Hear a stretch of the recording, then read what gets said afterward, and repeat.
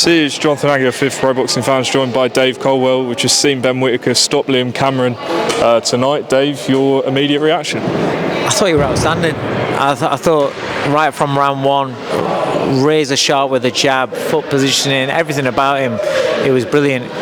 Nice right hands to the body as well.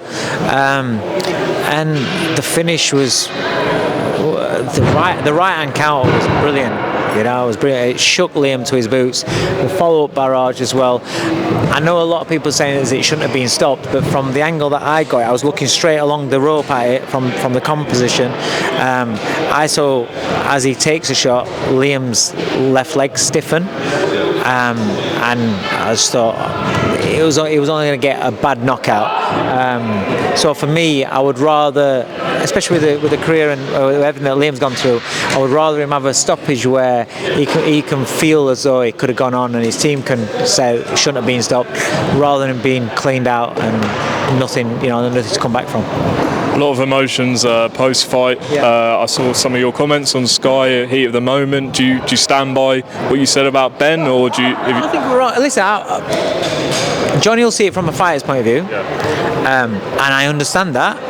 I do understand that, but I'm seeing it from a current coach's point of view. When one of my fighters gets beat, gets stopped, it is the worst feeling in the world. I just want to cry my eyes out, and I never really do. It's the worst thing. You just want to get to them to see if they're all right. They didn't even have a chance to get to him, and they've got this head coming through the ropes, ramming it down your throat. So I get those emotions from Ben's point of view. I get that, but I'm seeing it how I would feel from my point of view. Now I know how that feels. So I'm only speaking from my point of view. And my point of view, I think that was out of order. But it's emotions and boxing's emotions, and I'm speaking to you now a lot more calmer about it. But at the time, I'm in that, and I see that, and I think I just think about how I'd feel. So yeah, I thought it was out of order. It was, and that's why because of what it does. That's why a lot of the time it rubs people the wrong way. But it was an outstanding performance. I'm not taking away from it. It was an outstanding performance. And it's the reason why he's a huge name, because you're either like what he does or don't like what he does. And in the main, I like his flash and everything. I like all that. I'm a big fan of how he is and how he can. I like that. You know, you've got to remember, I grew up with Naz. You know, in gyms like that. So in the gym with people like that. So I understand that. But I'm also seeing it, like I said, from a coach's point of view, and from a coach's point of view, I didn't like it. In terms of what's next for Ben, speaking to Johnny just then, he's mentioned Dan Aziz, winner or loser of Yard and Arthur.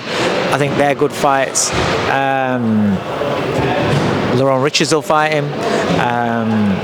You know, he's a former European and IBO world champion at super middle. Well, that sort of mix, and then if he comes through that, then he goes again at another level. And you know, he's a great, and he's with the right man. Andy Lee's the right man for him. You know, right man in terms of developing him as a fighter, developing him as a human being. I think it's a really, really good future he's got for him, as long as he keeps the flash and the arrogance that he's got, because that's part of his makeup. But as long as he also keeps it in check and keeps going. Dave, lastly on Fraser Clarke back in the win column tonight. Could tell he was absolutely just relieved and buzzing to get the win. I'm guessing you share that for him. Oh, without a doubt. Love Fraser to bits. It was horrible to see what happened last time. He's been carrying that around with him wherever he goes for many months. Now he can let that go to dust.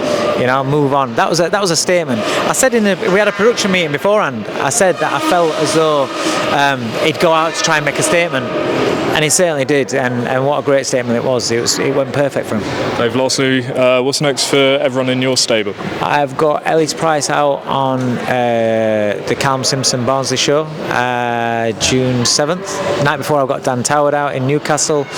Stephen Kenner's just won last week, so I'm waiting for a date for him. I think we're going to be looking at August for him. And Lerone is June 20-something.